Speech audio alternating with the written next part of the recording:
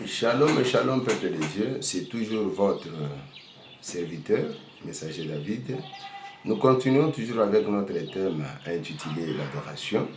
La fois passée, l'on a eu à introduire ce thème et après, hier, nous avions parlé sur pourquoi devons-nous adorer Dieu.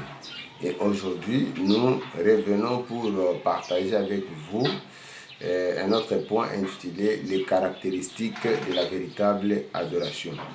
Ce thème adoration est soutiré dans le livre de Jean, chapitre 4, versets 23 à 24. Retenons que les caractéristiques de la véritable adoration. La véritable adoration se fait d'abord en esprit, ça c'est premièrement. Deuxièmement, la véritable adoration se fait en vérité. Troisièmement, la véritable adoration se fait dans la sainteté. Et quatrièmement, enfin, la véritable adoration se fait avec humilité. L'adoration en esprit, c'est-à-dire quoi?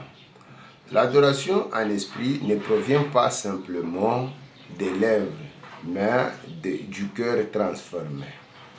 Et donc, notre cœur doit être transformé pour adorer Dieu. Le fait de chanter beaucoup, le fait de multiplier le langage en priant, le fait de crier beaucoup en priant ne signifie pas que nous adorons Dieu. Le fait de prier avec émotion, crier beaucoup, chanter beaucoup, prier dans l'église ne signifie pas que nous adorons Dieu. La véritable adoration consiste à engager son esprit régénéré. Et donc, notre cœur doit être d'abord transformé.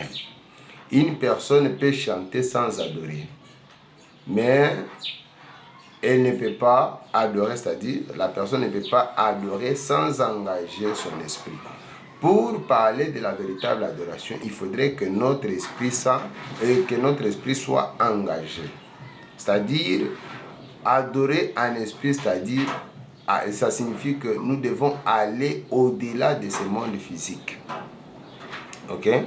Nous devons aller dans les dimensions surnaturelles. Quitter ce monde physique. Vous devez vous oublier que vous êtes sur cette terre.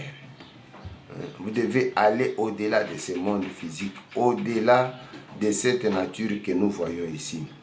Et donc, la véritable adoration n'est pas charnelle ou émotionnelle. La véritable adoration, l'adoration en esprit, est celle qui n'est pas charnelle ou émotionnelle. Elle provient d'un esprit régénéré. Deuxième point, l'adoration en vérité. L'adoration en vérité, cela veut dire quoi? Cela veut dire que l'adoration doit être conforme à la parole de Dieu. Quand on parle de la vérité, on voit la parole de Dieu, on voit Jésus-Christ. Une adoration qui n'est pas conforme à la parole de Dieu, c'est une idolâtrie religieuse. L'adoration, la véritable adoration doit être conforme à la parole de Dieu, doit obéir aux principes et aux règles de Dieu. La véritable adoration doit se conformer à la parole de Dieu. Et troisième point, l'adoration dans la sainteté. La véritable adoration est celle qui se fait dans la sainteté. Hébreux 12, verset 4. Et donc, le péché non confessé affaiblit la communion avec Dieu. Nous devons adorer avec un cœur saint. Nous devons être saints. Nous devons d'abord nous sanctifier avant d'adorer. Nous devons d'abord nous sanctifier avant d'adorer l'Éternel. Le péché non confessé affaiblit notre communion avec Dieu. Et donc nous devons nous sanctifier. Nous devons confesser d'abord nos péchés. Une véritable adoration oblige qu'il y ait un cœur saint. Nous oblige d'abord à être saint. Quatrièmement, enfin, l'adoration avec humilité. La véritable adoration se fait avec humilité, c'est-à-dire quoi?